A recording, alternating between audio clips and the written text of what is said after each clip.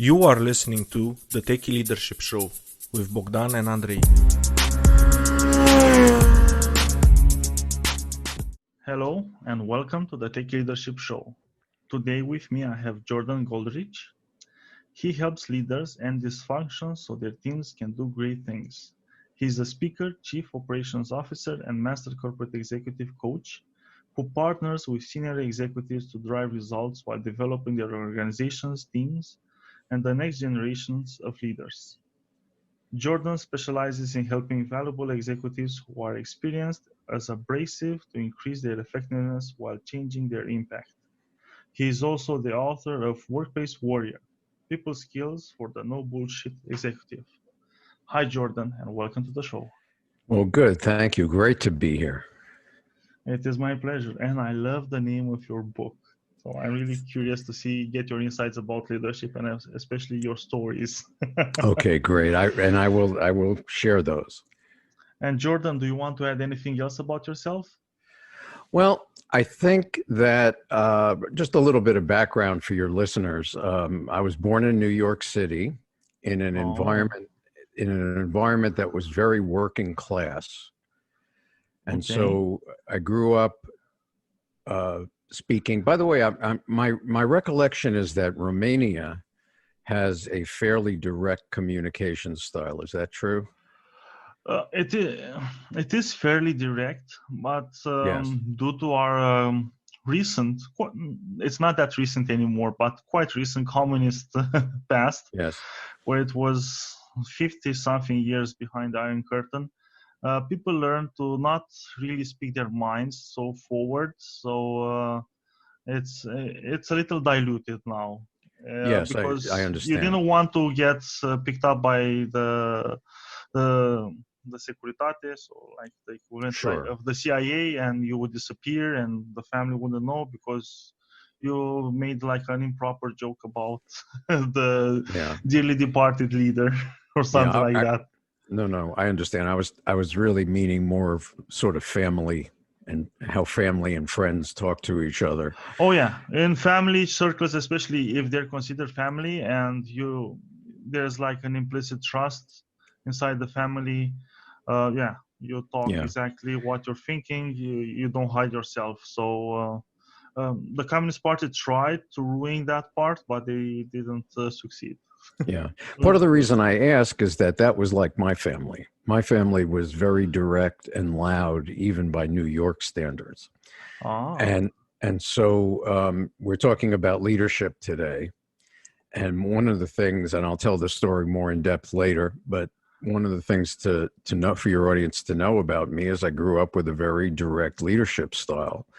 And it worked very well when I was part of a fast-growing entrepreneurial company, but didn't work so well when I got around larger companies that had more hierarchical management styles. So this is going to be one of the core messages of what I talk about today is what is your culture and how does that match up with the people that you're working with? Yeah, really interesting. And I'm really curious to get into it. So with that in mind, what is the story would you like to start with? Would you like to start with the success one or the failure? Which one do you think it would make like a good progression to the other one? Yeah, so let's start with the success one.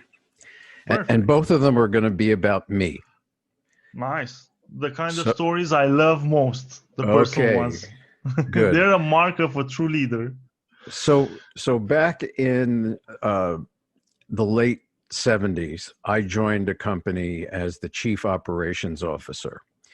There were 4 employees, and we reported to the 2 owners of the company.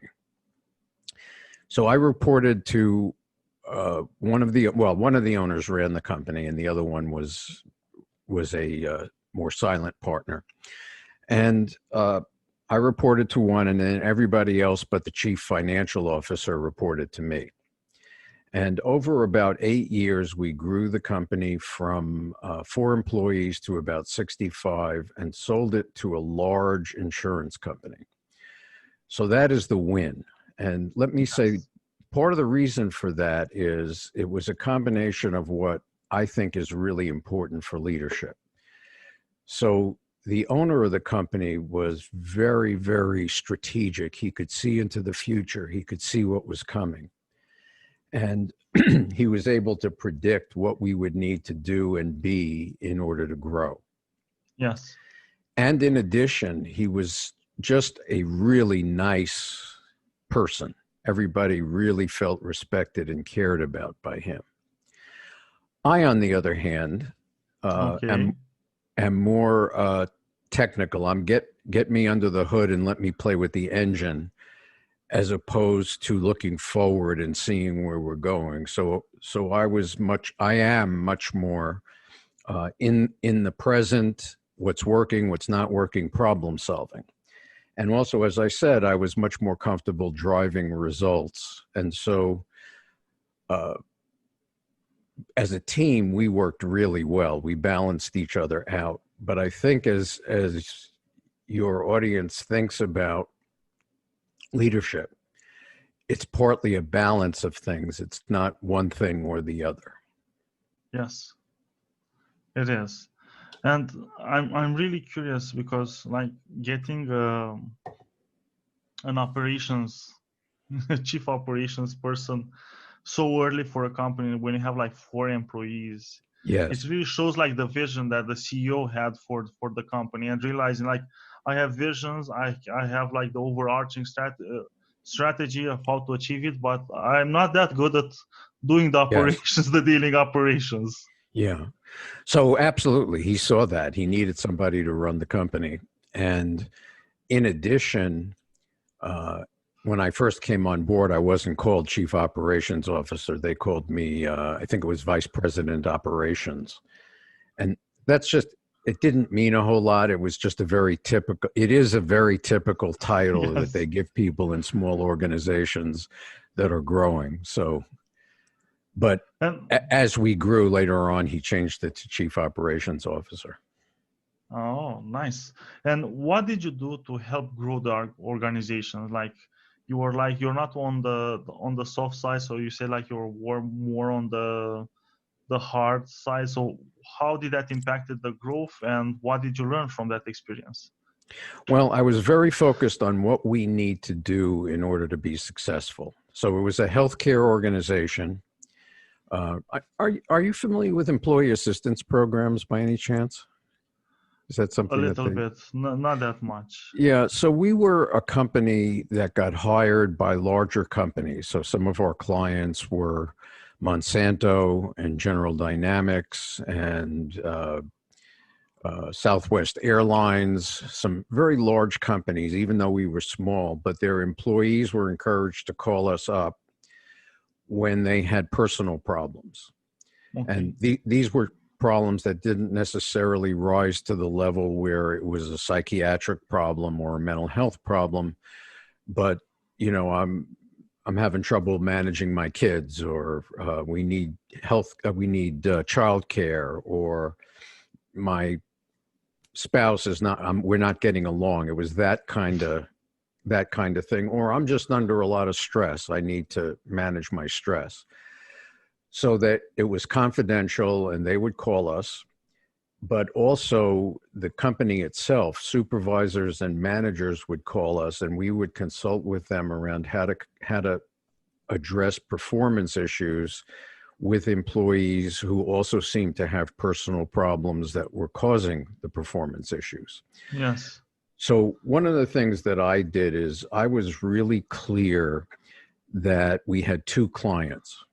One client was the company that was paying for us. The other client was the person who, you know, the employee who had called, yes, or the supervisor who had called. And one of the real challenges was that the goals and needs of those 2 different clients didn't always match. So, as expected. So I was very good at listening to what was going on and figuring out when that happened, how do we talk to the company? How do we talk to the employee? How do we work out something that works for both? And it's a big deal in the United States because the people who were working for me were licensed mental health professionals. And there are a lot of laws in the United States about, the person that you're talking to is your only client. And Yes. and most mental health professionals don't think about the company as A client also. as a client as well. So a lot of my work was to help them think that through and understand that there's two clients here. And I know, like in the United States, and I would expect like everywhere, like when it comes with mental health care, confidentiality is really important. Yes. The person talking with you has to feel like this is going to be confidential. And especially it's really drilled inside the people. So how and it's a really delicate situation that you had to handle. Like you had professionals that are taught like from the start, like you have to keep confidentiality so you can do the therapeutic, you can get the outcome you want with the person. Yes. But also at the same time you have to convince them like we also have to help the company that is paying us. Right. So, Right. so I feel like you had some finesse, even if you say like you were more on the hard side, you still had to have some finesse in that situation. Thank you very much. I will acknowledge I have some finesse about how do you do that. And, but also, so with the client, I did have a lot of finesse, but with my own staff, I had a tendency, I'm from New York and I'm from a loud family. And when I thought I knew what I was doing, or I was sure I knew I was doing, I just told people what to do. And Okay. I had a coach who said to me, and it took him a while to get me there. He had to be really direct with me.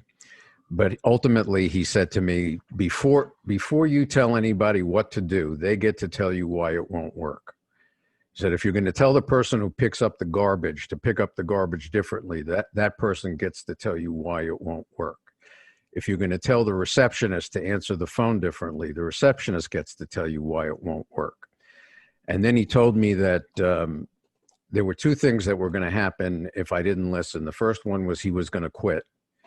And the second one was that he was going to beat me up. Now, he didn't mean that.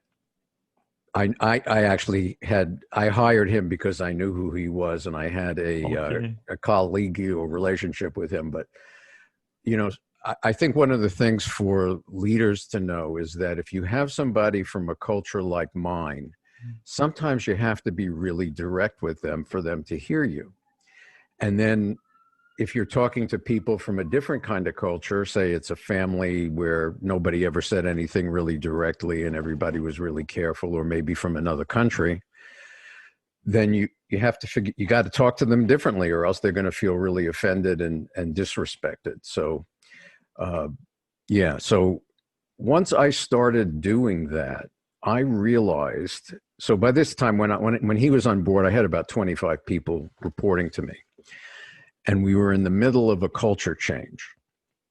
No, I'm sorry, not a culture change, a systems change. We were changing how we handled the cases that came in, and we were at a point where things were not fully automated. So we needed to now automate. So that meant everybody had to do different stuff.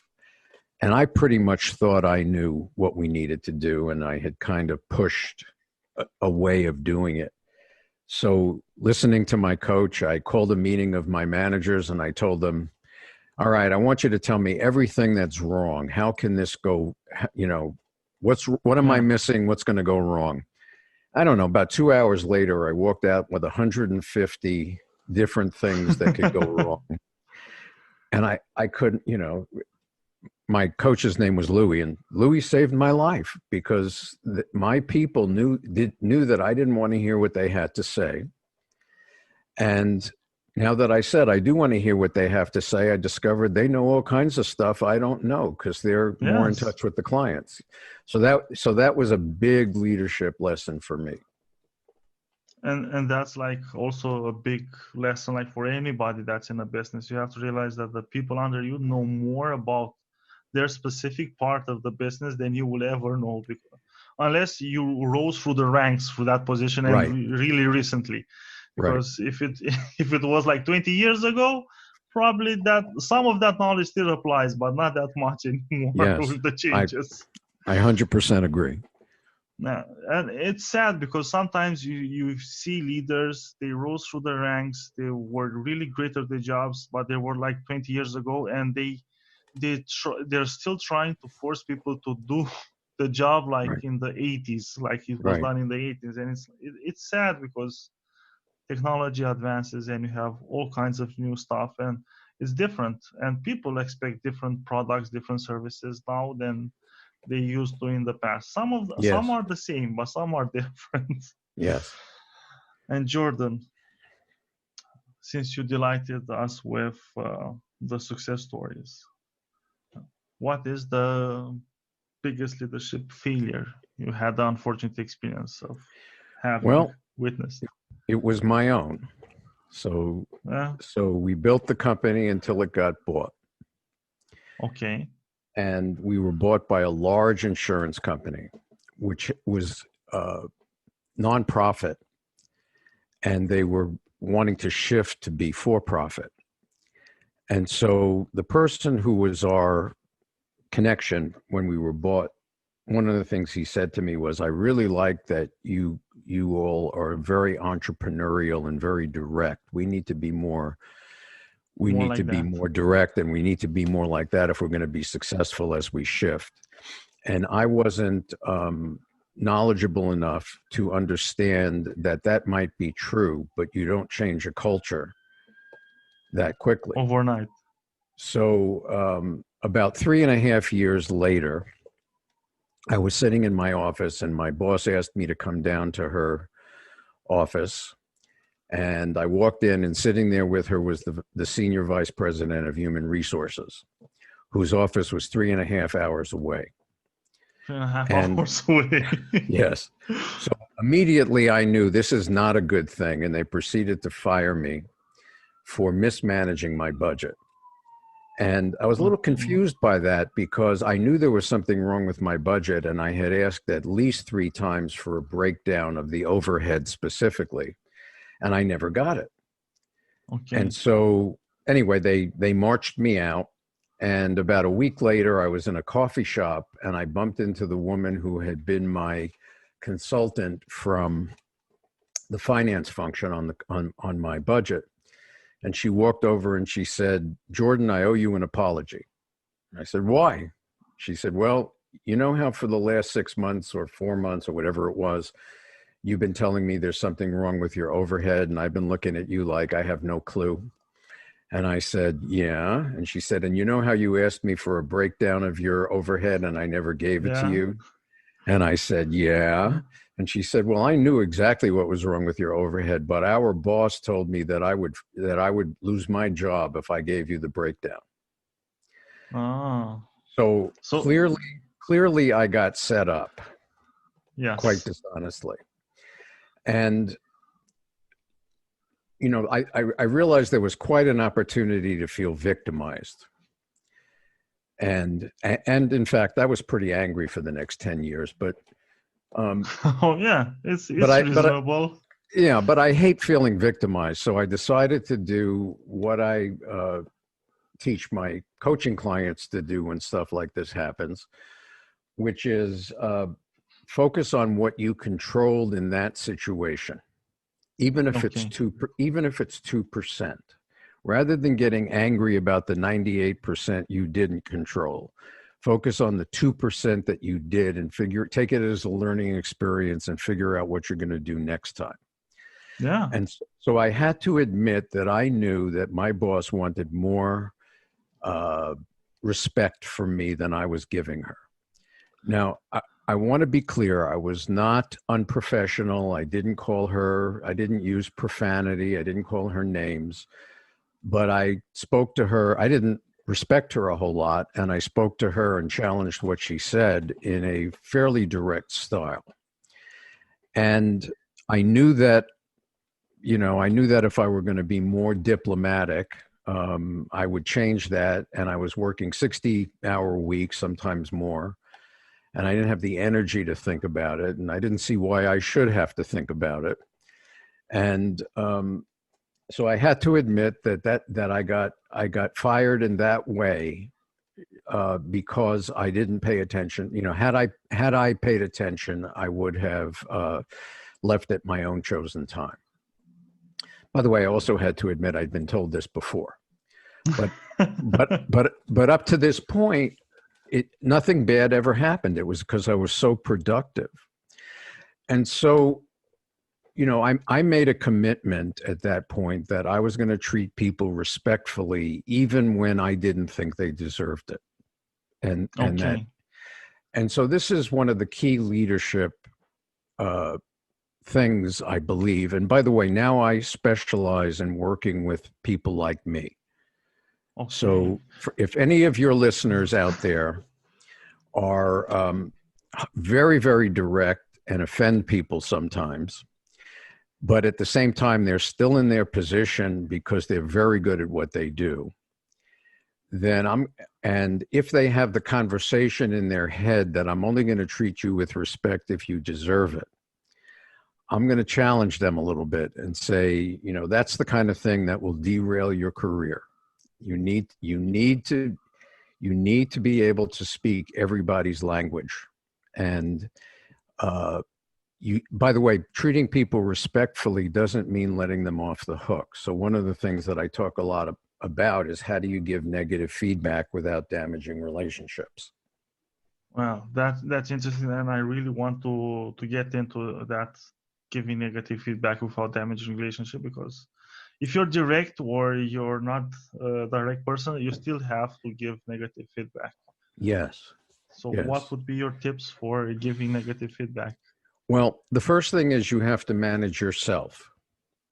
So if there is some part of you in your head, if there's a conversation in your head that says, you know, you just don't deserve my respect because you didn't think clearly, or you didn't come in on time, or you're not as smart as I am, or you don't get it, or whatever it is, and you're justifying being disrespectful in tone or words with them, then you need to make a commitment that regardless of what that internal conversation is, that you're going to rise above it and look down. The way I talk about it is that it's because my brain is wired partly by genetics and partly by my family upbringing to just say what I think, no matter what.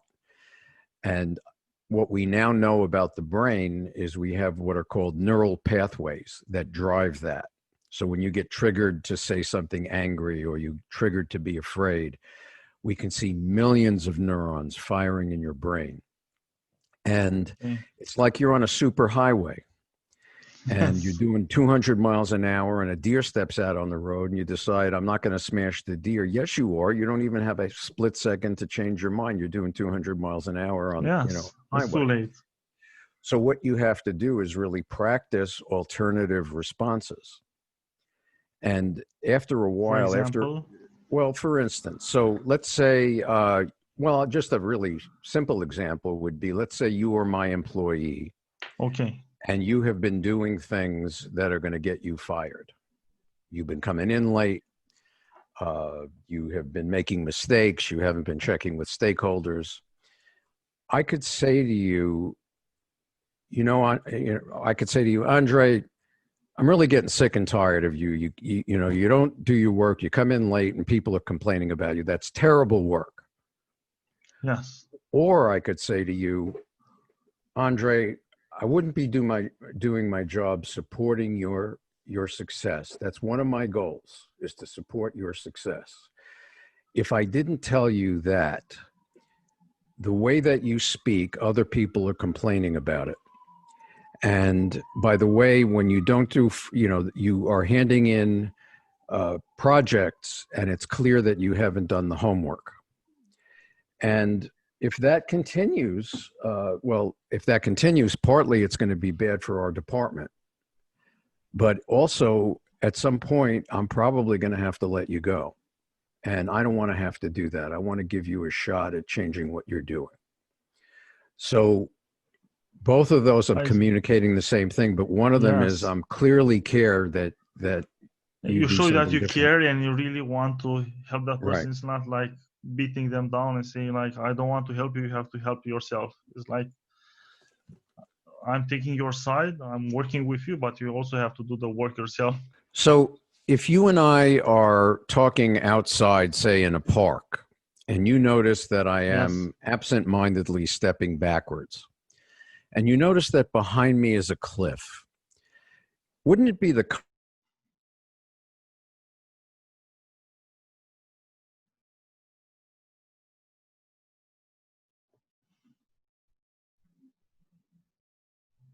kindest thing that you could possibly do is say to me backwards the way you are, there's a chance you could fall off the cliff? Part of the message is, wouldn't you want to do that early rather than late? So partly before you're angry at me, and partly before I'm on the edge of the cliff and I can't do anything about it. And I guess the other piece would be, if I have the kind of personality where I don't like to be criticized, and you say to me, Jordan, if you keep walking backwards, you're going to fall off the cliff. Yes. I could get angry at you and say, well, why are you always criticizing me? So the point of this is that what leaders control and managers control is their good intention to help somebody, and whether or not they give the feedback in a way that that it's behavioral rather than judgmental. And they don't control whether the other person starts crying or starts yelling or denies or blames. So it's very important to evaluate yourself based on what you control rather than the other person's reaction. Yeah, and that's really important, because you can't be taken like from the blind side by a reaction that you would not expect, especially like in a business setting. And it happens all the time. I've heard all kinds of stories of you have like a review meeting or anything, and you have to give some, especially when you have to give like some negative feedback. Then the employee starts talking about their family and how they're having some family issues, and it's Yes. kind of hard for you to respond to something like this, because it's a business setting, it's not therapy. You're not prepared to have that conversation. Like when you have, what would you say, like for example, when you have like a person that has like he was a good performer, now he's not that good performer, you have a review with him, and he says like, well, my wife is sick and I have to take care of her and I stay up all night because of it, all the situation. So it's a tough situation to have an answer for. Yeah, so part of it depends on whether or not the person has mental health coverage or they have an employee assistance program. So if you're working for an international company, say from the United States, there's a good chance they have an employee assistance program, which is the kind of program that I run, where you can call up and say, I have some difficulty. Or if they don't have an employee assistance program, but they do have mental health coverage, you can say something like, you know, I'm in a little bit of a bind here because I care about you as a person, and I know you're going through some really tough stuff. And on the other hand, I'm not doing my job if I don't let you know that what it is that you're doing is hurting the company, it's hurting our clients, and it needs to stop. So can I suggest to you that you that if this is caused by a personal problem, that you make an appointment. Now, if they don't have, by the way, you might also say, I'm going to let you slide a little bit because, you are going through a difficult time, but at some point in the very near future, say a month or whatever, if this keeps happening, it's really going to cause you some difficulty. By the way, you probably want to talk with your human resources person before you do that, or your boss, or if you're the boss, you want to, and you happen to have a legal attorney in your country, you want to check on that. So you know what it is that you can do. So this is where being a leader is difficult. You're managing the legality, and you have split needs. On one hand, you need to take care of your company and you need to take care of your project. And on the other hand, you have a human being in front of you who is in pain, and you want to help take care of the human being. And that's what makes it hard. Makes it very hard.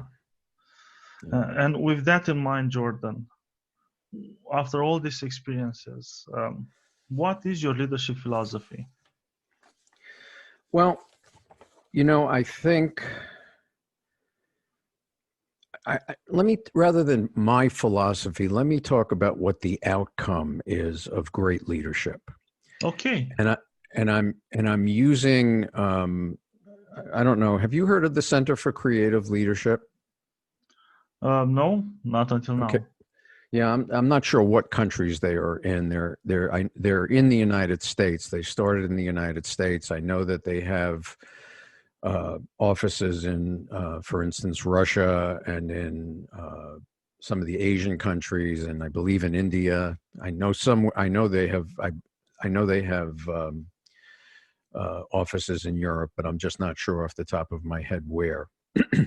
But anyway, they've done a lot of research on leadership, and what they say is that great leadership results in the following. The first is, they call it direction, which means everybody knows why we're here and what are the few things we need to do to be successful. Where are we going? Where do we want to be in 6 months? And what do we need to look at? The second thing is alignment, which is typically, even if you have only 3 or 4 people, you can get on the line. But typically, if you've got, 10, 20, 30, 50, 100 people in your company or more, it's very it's very easy for people to get siloed. So Yes. It's the leader's job to make sure that the leaders of each of those functions are talking to each other and are all focused on how do we together help the company meet its strategic goals and do what is necessary. And then the third thing is commitment. And so commitment is about, is the mission of this company, is what we are doing more important than my short-term selfish needs? So to the degree that you can create a culture where people are willing to give up their short-term needs and do it for the bigger mission, the bigger picture, the bigger vision, that to me is what leadership is about. Yes, and it's good. I like that instead of philosophies, it's more about a picture about what's the goal of leadership, because from it springs like all the stuff, if you know exactly where you're heading and what Yes. you want to achieve. And Jordan, for aspiring leaders, what would be your top 3 leadership tips you would have for them? Well, so if you are a heavy technical person, software engineer, scientist, the tendency is to focus on getting the job done and on getting the best results. Yes. And when you move into leadership, you still need to get the best results, but actually your job becomes to create direction, alignment, and commitment. And so most of the people I know, and these are people that I coach a lot, if they're heavily scientific, if they're analytic, they also tend to be a little introverted, which is they're not all that social. They have 1 or 2 people in their lives that they want to be close with, but when they walk into the office, it's more about let's get the job done as opposed to saying good morning and how are you and how was your weekend and all of that.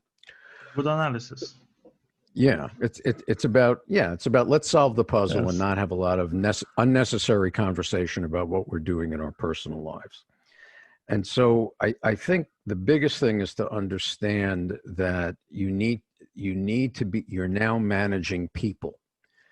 And if you are one of those people who is very introverted or just not interested in connecting with people, you need to be able to speak to them in their language. And one of the metaphors I use is that everybody's brain has an operating system.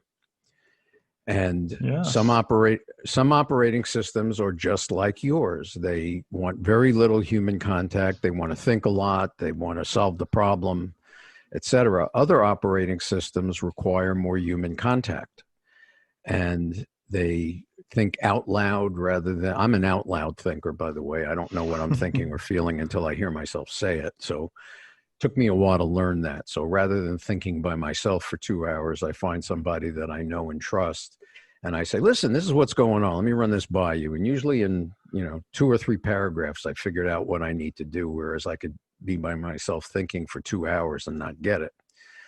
And the same as the other way around. You yourself may be one of those think out loud people. So these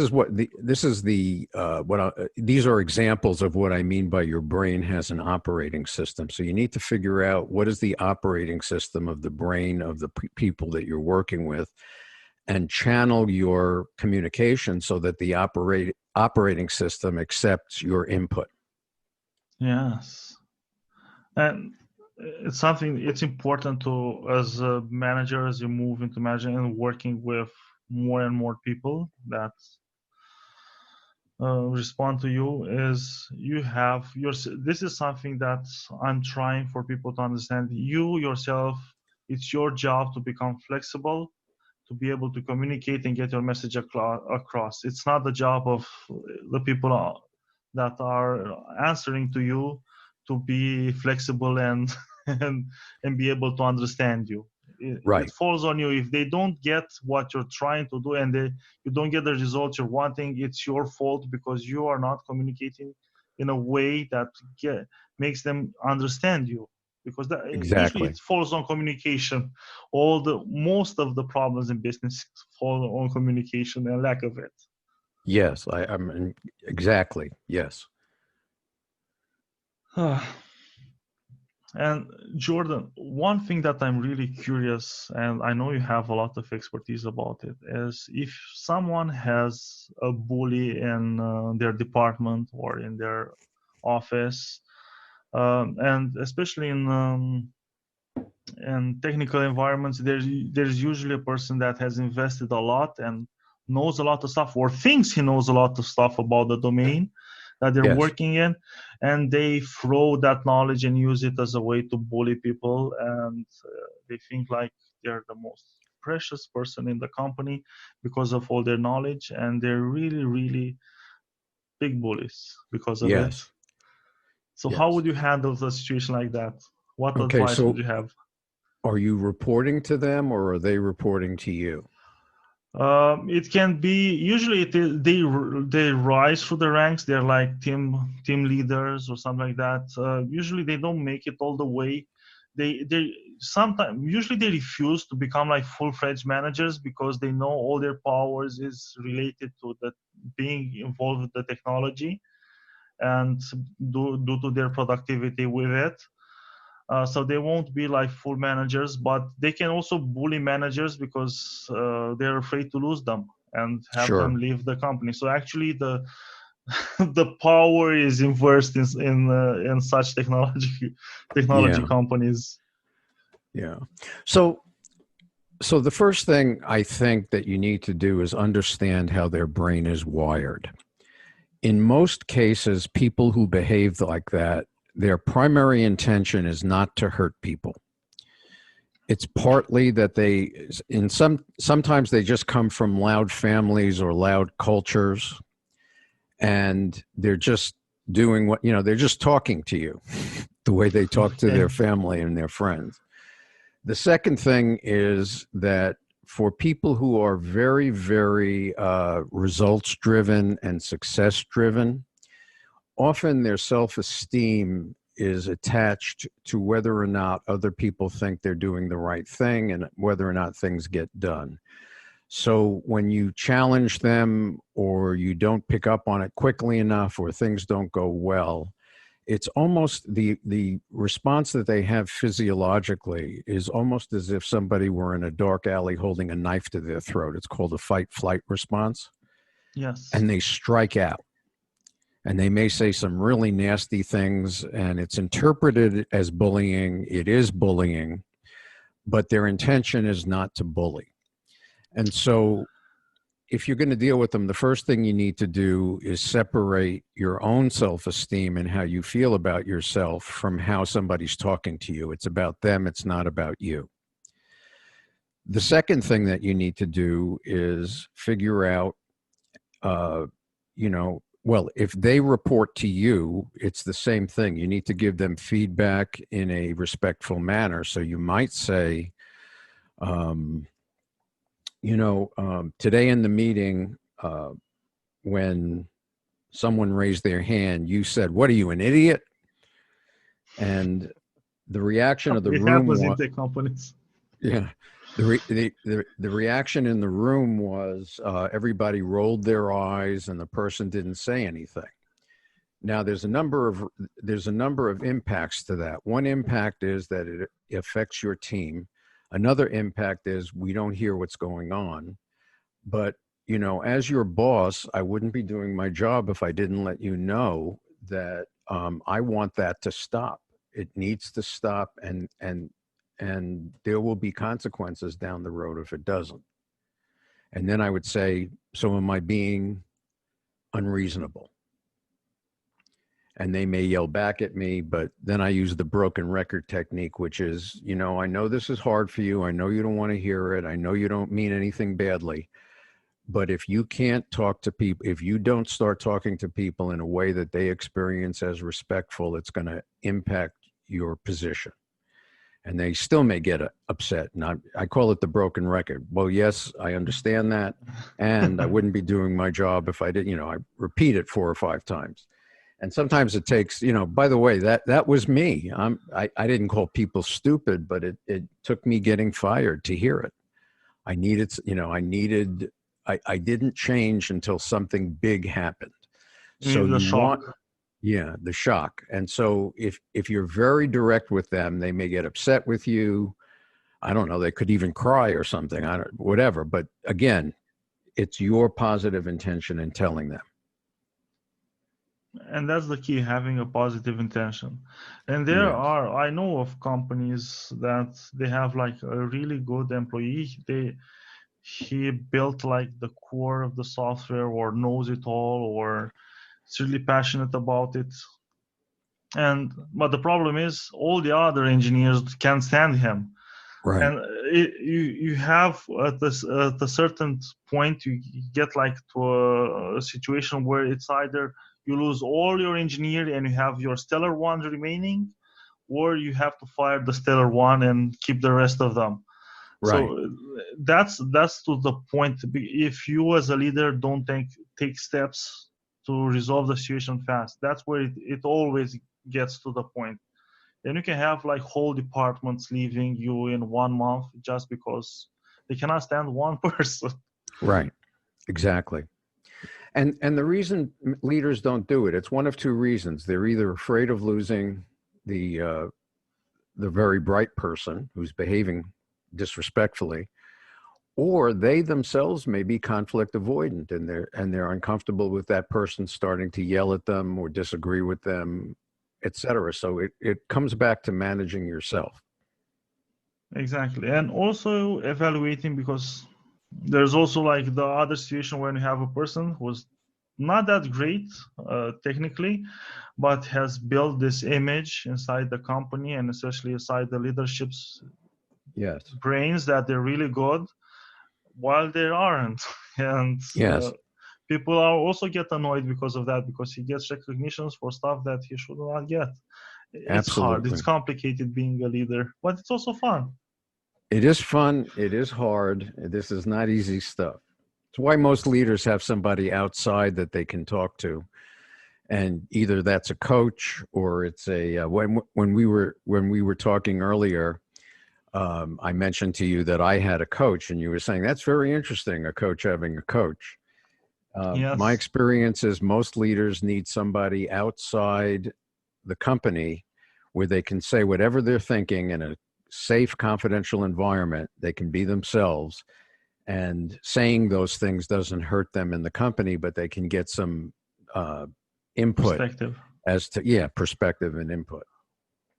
It's something important, and it really makes sense to talk to a person that is not involved, doesn't know, maybe he is not or her is not involved in the field that you're working in, because that's when you get like really insightful breakthroughs. I don't know how it works, but usually people that don't know that much about the domain or what is happening there, if you say something, they see like something so obvious that you, because you're so close to it, you cannot see it.